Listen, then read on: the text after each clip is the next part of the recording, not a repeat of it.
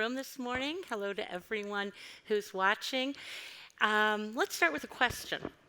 Where are the nurses? Can I ask for a raise of hands in the audience? Who are nurses who are here? Okay. One, you married to a nurse? Well, that counts for half, okay? In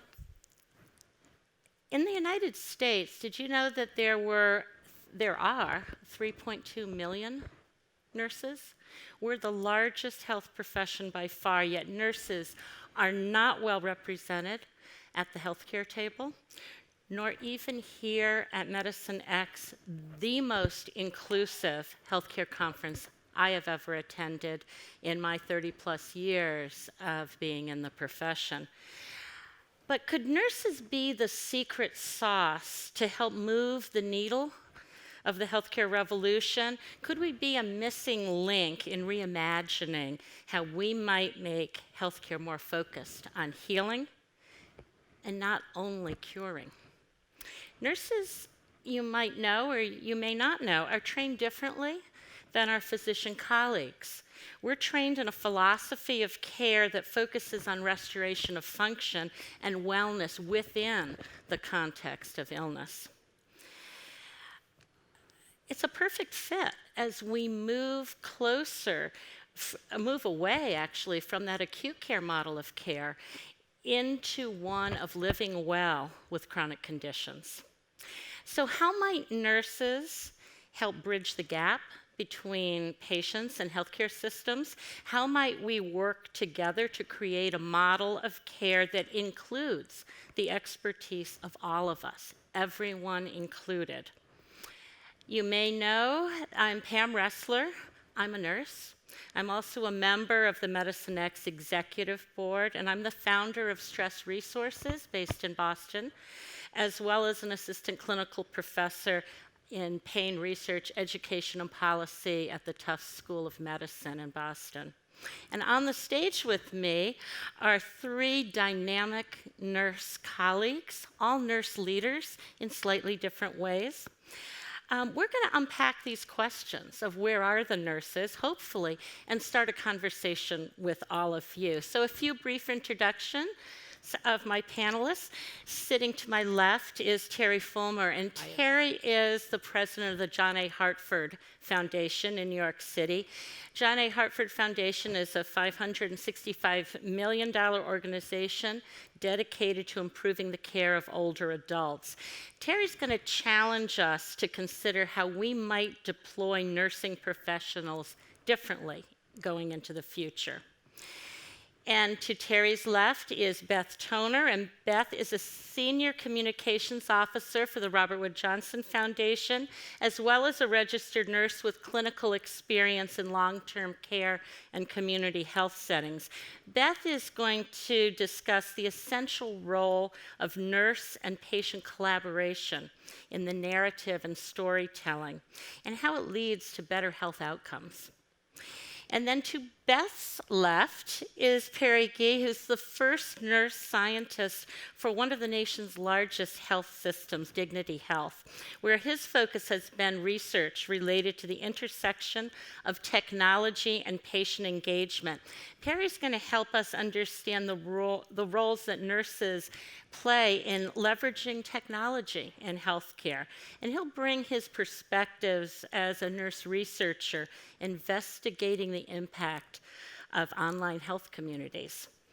So, without further ado, we hope that we will begin a conversation. We will be asking for audience participation towards the end, and so we'd really like to involve all of you here. But let me start with asking Terry how we might engage the nursing profession differently going into the future. Thank you so much, Pam, and I'm so excited to be here. Welcome, everybody, and the opportunity to talk to you about nursing is something that I always find exciting. Pam mentioned there are 3.2 million nurses in the United States, and in fact, there are 20 million globally. The World Health Organization data show us that 85% of care delivered around the world is delivered by nurses. And so it just seems to me that in this extraordinary audience of entrepreneurs and innovators, that we can all figure out more exciting ways to uptake this incredible profession. The way in which we currently think about nurses could change dramatically by virtue of this conversation today and all the good ideas that you'll have after you hear us talk and you speak with us. So one of the things that I think about is we heard a very interesting talk prior in this meeting about hierarchy. And certainly hierarchy does play a role, and I thought that was a wonderful presentation to come before us, and we know that it's alive and well in our American healthcare system. But I believe that each of us can really change the way we think about practice, certainly in this wonderful moment where we are patient-centered and asking families to tell us what they want. This is our moment to better engage this extraordinary workforce. Prior to being the president of the John A. Hartford Foundation, I was a professor of nursing and professor of health sciences throughout my career. And one of the things that I would always ask my students, and I'd ask you most recently, given Sheryl Sandberg's work, is what would a nurse do if she or he were not afraid? What would we do if we were not afraid? What if we could set aside the standing order sets, the practice protocols, when in front of us we saw clear reasons to act and do in ways that are so reasonable and would be so time-saving and give so much assurance to the patients in front of us? They know when we are holding back. And I think that it's for us to capture this extraordinary energy of these college-educated people who are just so excited to be a part of the solution in healthcare. The other thing that I like to say to nurses as I see them in practice is, who took away your power? Who told you not to do that? What makes you think you can't? And if all of us began to say that, we'd be harnessing something really, really special. I think that one of the things I also think about is nurse entrepreneurs and the way I watch them in practice. And let me give you an example. Nurses and other clinicians as well do workarounds. We all know workarounds. Is that not innovation? Have you tried to use one of these ridiculous med carts recently? Have you thought about what it takes when one of these extraordinary high-tech $30,000 beds don't work? Or when somebody at home has a respirator and we know that that tubing's not quite right? Let's think of that now as innovation instead of workaround. Let's think of it as a way to capture and harness this incredible energy. And really, in closing, what I want to say to you most importantly is expect more of this workforce. Ask the nurse next to you to step up and create solutions. Think about this hierarchy, flatten it with me, for me, around me. I want that as a patient. I want that as a nurse. I want that for our kids. Thank you for the chance to talk today. Thank you. And we'll keep talking here.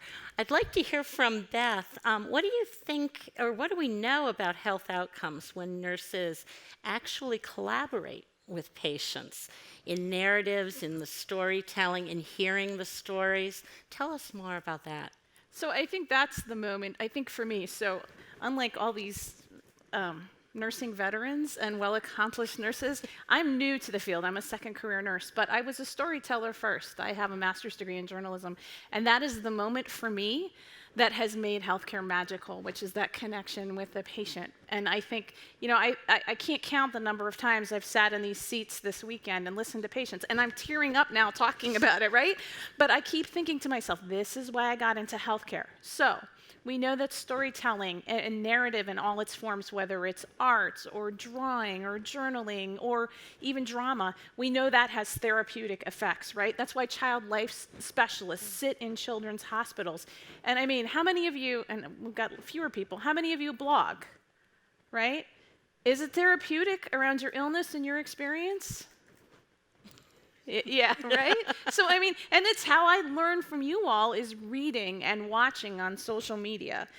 But more than that, the patient's story gives us nurses a glimpse of everything that is important to the patient. Not just his current state, his labs, his vital signs. Those are important, right? And his medications, but also how does where he lives, where he learns, where he works, where he plays, how does that environment impact his health? what's important to him. Furthermore, how does he define good health, right? And Pam, you mentioned cure versus healing, and we are looking at healing, and that may not always mean a cure. I just started teaching community health clinicals, and what I told my students last week is, as you think about the patient in the community, remember, it's not just what's the matter with the patient, but what matters to the patient. So I'll often share with them, I'll show them a slide that, and I'm going to let you all in on a secret, it's my discharge from urgent care last year after I had a bee sting that got infected. And it just lists my diagnoses. And, it lists the, cellulitis related to bee sting, and then it says obesity and depression. So I say to the students, so tell me about this person, and they do, right? I look pretty sick, right? I'm sick, I'm overweight, and I'm depressed, and this person probably needs to exercise. And then I show them the next slide, which is me standing on the highest point on the Appalachian Trail in Pennsylvania. Then I explain to them that this patient that they judge based on these vital signs alone has run 22 marathons, 50 or so half marathons, and I love hiking. This is important to me, right? So again, nurses are uniquely suited to pick up that thread. So I think they have charges for both nurses and for patients. For nurses, take advantage of that time with patients. I think often our argument is, I don't have enough time, which is true, we're really busy, but you spend a lot of time in the patient's room, or if you're in the clinic doing intake. That small talk, and come on nurses, let's face it, most of us do small talk if we love our jobs. That small talk can make such a difference, and you can gain that story, you can gain more information about what impacts that person's health simply via that small talk than in all the labs and vital signs and all those other things you do. And I see Saul Weiner sitting in the audience, so I'm going to give a plug for his talk later. He's actually done work that has shown that it's far costlier to miss the red flags that come up in a conversation with a patient around the context of his or her life than it is to make a biomedical error. So think about that the next time you're doing intake on a patient. And then for patients, my charge would be use us. Use us as your advocates. Pam mentioned our training. We are trained to be your advocates. I can't tell you how many times I heard the word advocate in nursing school. Tell us your story. We want to know. I became a nurse because I care about people, and I'm also, by the way, a writer, and I really am curious. If we seem rushed, we may be rushed, but speak up and use I statements. Say, hey, I really want to share something with you. I sense that you're busy right now, but is there a time when we can talk? And I guarantee that with 99% of the nurses, that will work for you. And then I think for nurses, the converse is true, is remember that the patient is often going to say the most important thing when you're on your way out of the room, right? They'll say, oh, by the way, and you might want to say, if you're really on the way out of the room, you say, okay, so hold that thought. I'll bet what you have to tell me is really important. I have another call bell going off, but I'll be back. And then I think the other piece is, finally, let's just think about how we can work together. How can we collaborate to tell our stories? How can I, as a nurse, get better at telling your patient stories? How can you get better at telling the world about what nurses do and how we can be valuable in helping you not necessarily be cured, but to be healed and to feel whole and to have the best possible health, the health that means the most to you.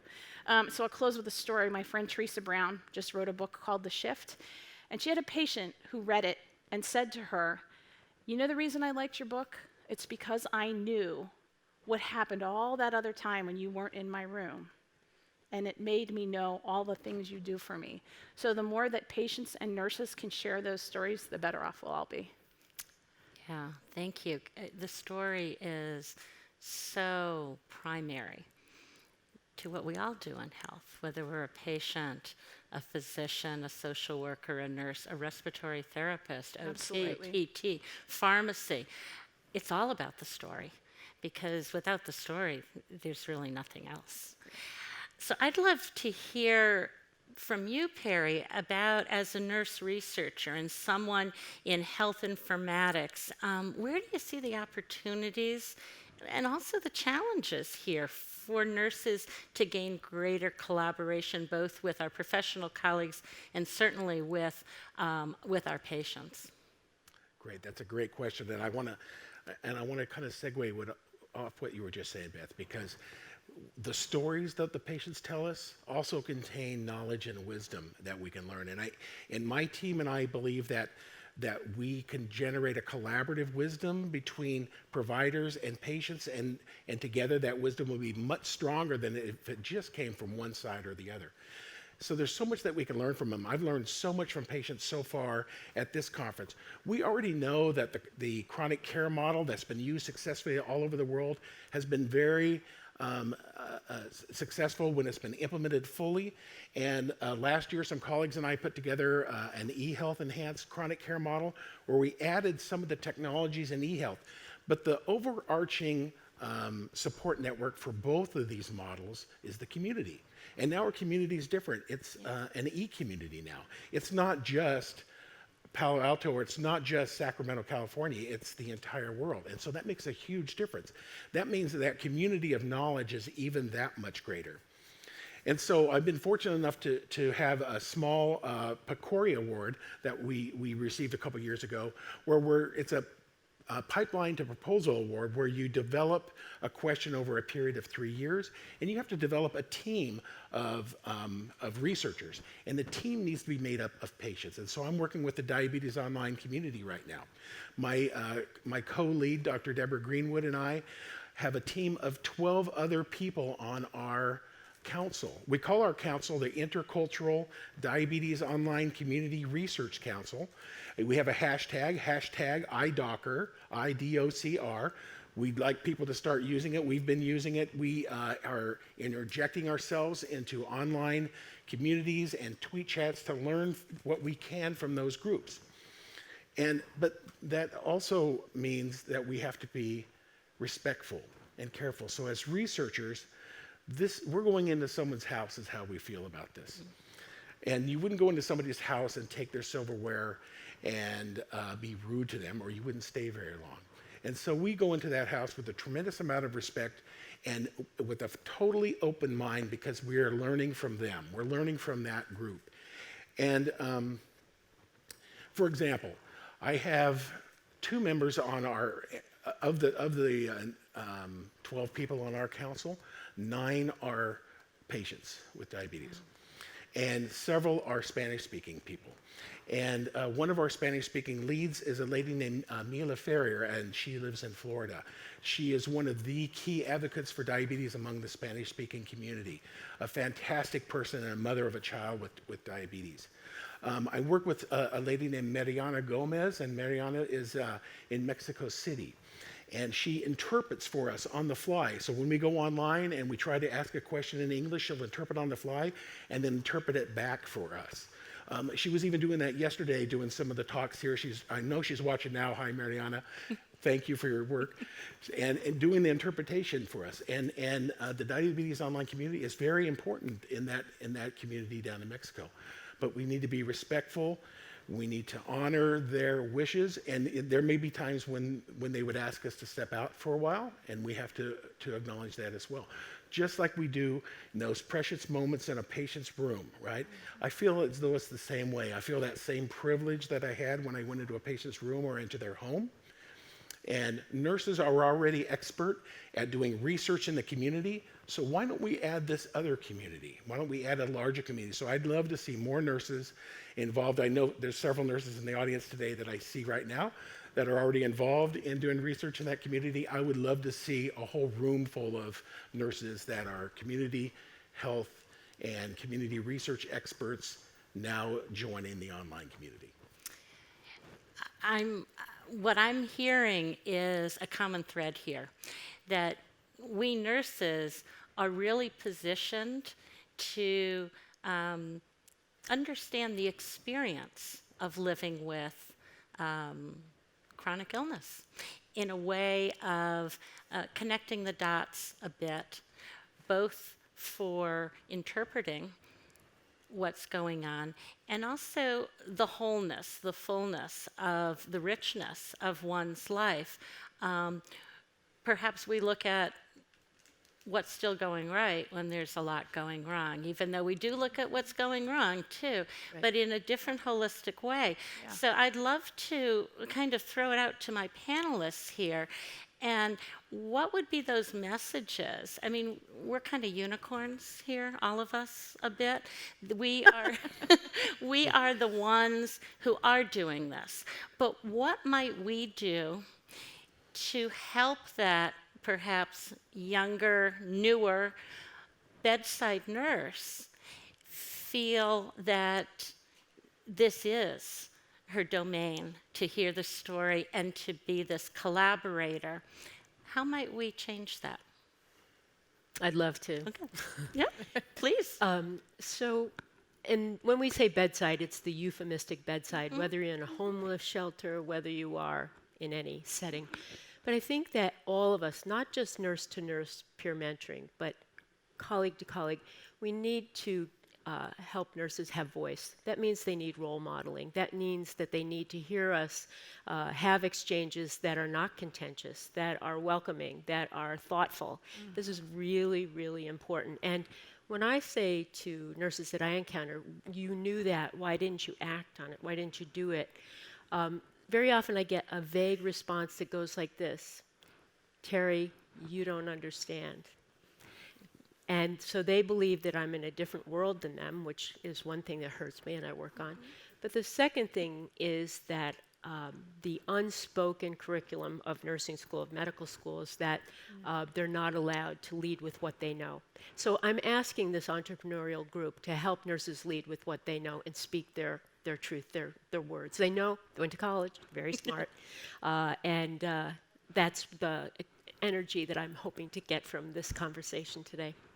Yeah, I What do mean, you I absolutely agree, and something I said to these folks before. So I am a lot less experienced than the three other people up here sitting with me, but I think I said to all three of them, I wish I had met them 6 years ago when I first graduated from nursing school, right? So first of all, it expands your world, right? You see that the realm of influence nurses could have, right? I think we'd love to see more nurses at MedX. That's just the first of many plugs. But I also think just knowing that there are so many places we can have impact, right? And that there are a few oddballs who, yes, are still bullying, who, yes, make you feel left out as a new nurse, but also there are so many positive, influential people who want you to succeed and want you to tell your story and want you to want to help you tell your patient's story. So I think that would be a wish I would have for new nurses, that they could meet people like you all much earlier in their careers. How about you, Perry? What do you think? Now I'm going to put on my nursing professor hat and talk a little bit about what I see in the schools of nursing, and we need to learn more about this world. Okay, the other day I was at a large major national conference. I won't say the name of it. Hugo Campos was the speaker. I don't know if Hugo's in the audience. I think I saw him a minute ago. He was the final keynote, and there's about 500 nurses in the room, and he said, tell me how many people in this room have heard the term e-patient, and only maybe one or two were able to raise their hand. Wow. I thought that was really interesting. How do nurses not know about the e-patient? But we weren't trained that way. We were trained to be, experts at what we do, and really we're also an aging group. So the average age of a registered nurse in America is 50. So some of us just haven't had exposure or been exposed to the e-patient. Until I came to this conference, I hadn't been exposed to that world, and now that's the world that I'm most impressed with right now. So I think we could educate nurses in that area. I've taken it upon myself to start doing that education. My wife is a nurse educator, and she's doing that as well. And I think we just need to raise awareness because the nursing community just hasn't been exposed to these concepts. Yeah. I'd love to ask our volunteers to bring microphones into our audience, and please, we do have numbers here. They'll come to you. I'd love to hear your ideas about how might we change the view both of nurses and of the communities that we are all a part of to bring more collaboration to the table. So we have a question over here. So microphone number 2, please. Thank you. Could you tell us who you are? Yeah, my name's Michael Fratkin. I'm married to a nurse. I love them very much. They've taught me actually everything valuable that I know about being a doctor, Thank you. they and their patients. I've always seen them as the greatest untapped revolutionary force in the element of society that's healthcare, and the connection and bridge between the e-patient community and the nursing community, the e-nursing community, is exactly what needs to be done. We've watched nurses empower themselves with collective action and unionization in the face of economic and workspace experience problems. They have the capacity to act together and empowered and less afraid. They need to take it to the next level and partner with patients, not with doctors. Ah, interesting. That's my little soapbox. Not really a Thank question. you. Thank you. Microphone number 1, could you tell us who you are and your Sure. question? Hi, my name is Stacy Stevenson. I work for a firm that does experience design for hospitals and universities and amusement parks called Big Tomorrow. My sister, my mom, and a lot of people in my family are nurses, and so I grew up in that culture. And something I've heard over and over again was that what was just brought up about not being allowed to lead with what you know, and that really resonated because that's what I've been hearing over and over again. Is there, not being in that community myself, I don't know if there are structures or obstacles that are in there that can somehow be removed? Why don't you feel empowered to I'll lead? turn that over to Terry. Yeah. Great question. Thank you. I think that there are false assumptions about what would happen. Of course, the ultimate fear is that you'll be fired. The economic impact of losing your job is pretty serious. It's embarrassing to be called out publicly. Doesn't feel good. And it's also embarrassing in front of a patient if someone were to wield their power over you. So every person in the healthcare system at every moment is a part of that solution where they make observations about what the essence of that exchange was, instead of always having it be one profession saying. So the example I'll give you is from very early in my career. When I was taking care of a very frail elderly patient, my passion is geriatric nursing. And I was very, very proud of the fact that I had been able to figure out a way to help this very frail woman eat. And I spent a lot of time on it, and I was proud of that. And I brought it to rounds, and I talked about her voracious appetite, and I was mocked publicly, saying, "Voracious, big word, Terry." And that's fine, but I'm about to cure cancer, and you're telling me about her eating. Well, fast forward, we now know that that's pretty central to the well-being of people, no matter where they are. But what I learned in that moment was I was in a nursing environment where people stepped up with me and said, "Why would you say that? What she said was just important. Can we all bring our voice to bear when there's incivility," as we talk about it? Some thoughts, maybe you have others. Oh, well, so I'll give a contrasting example where I had just started in long-term care, and this is 4 months out of school, working only on the weekends, right? So very limited time with patients, and it had several people who were, and I love the same thing. I love that population, and I had nurses instruct me, well, this patient and this patient and this patient all have Dr. X.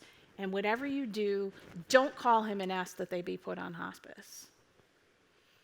And I thought, that was one of my first lessons in the conspiracy of silence, right? So you won't step up if you feel, and it particularly as a new grad, and that was soul crushing for me because, think about the presentation that just came before us, right? People need to spend more time on hospice, not less. So, I think part of it is, I think sometimes as nurses, we reinforce the culture, and yet you think about, and we were laughing about this at dinner last night, all you got to do is diss a stethoscope on the view, and you get us all ticked off, and we all rally. Now, we need to have more moments like that every single day in the hospital about really meaningful things and not something stupid that an entertainment figure has said, so. Number one, please. Could you tell us who you are? Cole. I'm a hospice and palliative care physician and spent my early career as 25 years as a gynecologist and obstetrician. And I think the memo that has not gotten distributed in hospitals is the hierarchy makes poor medical decisions, which was what we talked about earlier today. I think that's central to this. I think the experience you had on rounds, the whole process of berating both medical students and nurses and not understanding that every voice is relevant to the patient's care. It just is so pervasive, changing, I believe, changing the rounding process and bringing nurses into that process. I can tell you that over the 40 years I practiced medicine, very rarely do I sit and read nurses' notes. That just doesn't happen. Doctors don't read nurses' notes, and that's a terrible thing. And those things have to change, and I think it's changing and really altering the paternalistic hierarchy of the entire medical education establishment is, I think, really important. Thank you for saying that. May I add yeah, one point please. to that beautiful narrative, and that is, and nurses have to step up, Yes. which means that you can't go 3:30, not my problem.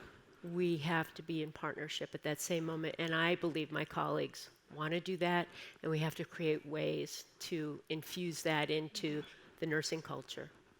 Yeah, absolutely. Yeah, so I'd ask my physician colleagues, we have to read your notes. You don't have to read ours. How do we shift that? We're putting a narrative out there.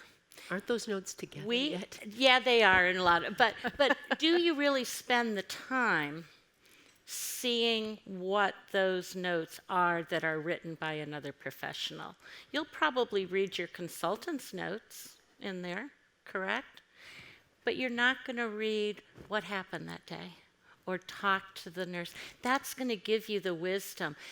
That patient and that nurse is telling you the diagnosis, as Ressler has said, correct? Yeah. Well, and I think too, we're talking about nurses, but what about occupational therapists, physical therapists, social workers? Most nurses will tell you, they're some of your best friends, right? Because there's so much, particularly when somebody's in an acute care setting. We need to bring them in too. I mean, Perry, do you have Well, I was just going to say that we're fortunate enough that we have been the most trusted profession for the last 14 years in a row. So that gives us a unique perspective. And so to the gentleman who's married to the nurse that just mentioned that partnership with the patients, well, if we indeed have that trusted relationship, we've already got the ability to partner now with our patients and to bring them in. And so as we build that collective wisdom, nursing can be the conduit to help do that, right? We can help do that. We can make sure things are becoming patient-centered. yeah. Number two, please. There's been a lot of talk about how medical students are starting to incorporate design in their schooling. How do you foresee that happening in nursing? Because nurses are on the front end of things. They can actually help design a better mousetrap. We didn't ask who you were for the audience here. They can't see you. I'm Michelle Lichman. I'm a nurse practitioner and nurse researcher at the University of Utah. Thank you, Michelle. So I will jump in real quickly and tell you that there is such a project called Maker Nurse. So look up Maker Nurse, and this started with Jose Gomez and Anna Young. I know I'm getting names wrong, but Maker Nurse. So they have actually gone and looked. Somebody was talking this morning about workarounds, right? Workarounds. You were just talking about workarounds. They have gone and looked at the workarounds that nurses have done, and they've really started to organize and think about that, right? So, but that's already practicing nurses. I think as you think about nursing school, I will say at the associates level, there's not a lot of openness to creativity. I think where I learned the most creativity was those nurses, the ones that I kept asking to be assigned to every week, because they were like, okay, so if you want to get the tegaderm off somebody's arm, off a frail elderly person's arm, here's a trick for getting it off, right? Those are the things, that's where we get the most creativity in nursing school. I mean, I would argue that on some level it needs to change, but yeah, to Terry's point, we're doing workarounds all the time. Yeah. We should see those as innovations. Absolutely, Right. not Yes, you're not being work- naughty, right? Right. Number one, please, could you tell us who you are and your Um, question? Sure. I'm Amy Lee. I'm founder of Dance for Healing. I'm a stage 4 cancer survivor, so gone through 1 year of treatment. I have a lot of experience with nurses. It make a huge difference in my experience throughout this whole journey. I have nurses who's very kind and just simply make those chemo days much easier. The other nurses just wasn't really paying attention to me, and I even had a blood clot coming out from one nurse who did the first try and didn't work, and instead of switching to the other arm, which is common practice, try to do it on the same arm, which caused like a blood clot, you know. And so there's a lot of experience. And my sister is actually a nurse in China, so like I kind of get a little bit of insight from her, but then at the same time, my own experience also realizing nurses actually have the most power to change the patient's experience. Because the doctors, you only see them few minutes, and most of the time is the nurse who care, and especially for people who have severe illnesses, like dealing a lot with, with hospitals regularly. One of my suggestions, I have 3 suggestions. Yes. So one of my whole background is in human-centered design, and it's about empathy. And I think there's a little bit of storytelling here, and I actually have a chat with an ER doctor yesterday. A lot of times the storytelling only tell you, learn the empathy, but it doesn't give you the tool to execute. So if there is some kind of design training, like design thinking, there's idea workshops here, or I'm happy to chat afterwards, to actually give you tools how to take these empathy into practice, and maybe have people like you guys from advocates, like teaching nurse, coming from fundamental solving problems based on empathies. That's one of my suggestions. The other one is I'm extremely passionate about connecting art in health. We won the medicine design, healthcare design award, and then I did like a little dance exercise just so that the audience know the experience of body matching in our actual Dance for Healing program. And then instantly we see this empathy created. And then when I asking the room at the beginning, like how many people like music, everybody raised their hand. How many people like dance? Half raised their hand. And when I said, did you know creative arts therapy increase quality of life for cancer patients by 50%? No one. Reduced pain by 59%. Nobody raised their hand. I was like, dancing reduced just dementia by 76%. Somebody just jaws dropping. So there's actually nurse had the power to implement these more like artistic, beautiful environment. On the days I'm super stressed, the music, the art, the beautiful environment in a hospital setting really change my mood and make the day much easier. So I think there needs to be more awareness about these NIH-funded research and actually implement it. But you guys actually the one have the power to do that. And then the other one is kind of like the nitty side of me thinking about all these hackathons that I went to. And I created, most of my product actually built out of winning different hackathons. I rarely met any nurses there. Yeah, sometimes when I meet doctors and they'll come in, or like I'll meet like MPH people. But what if there is some kind of medicine hack around nursing experience, like calling for nurses to do that, and then calling their creative people, the other developers, the business people all come in and helping nurses kind of coming out from that mindset. I think that would be extremely helpful. Those are wonderful suggestions. Thank you for helping us kind of co-create this idea. We have time for one more quick question, and then I'll ask our panelists to give a closing thought. So number 2, if you can tell us who you are and your question. Hi, I'm John Novak from Inspire, the Healthcare Social Network. Thank you for a great panel. Perry, I had a quick question. In the project you're doing related to diabetes, I know it's early. What are you seeing as the promise of healthcare social networks, Twitter chats, vlogs, blogs, what have you, and nurse empowerment, nurse engagement? Well, at this point, really what we're doing is we're learning as much as we can from the patient community. And we're really doing our best to step back And that's difficult as a researcher. We're taught that we have to be on forefront. We always have to be pushing towards a question. We're stepping back and waiting for the question to rise organically from the group, which is a hard concept because we weren't trained that way. But it's happening. So not only are we teaching them about the research process, but they're teaching us about living with diabetes and what they have to do every day. And what we're seeing so far, of course, we're seeing that social support, but we're also seeing that social connectedness. Just knowing someone is there is enough.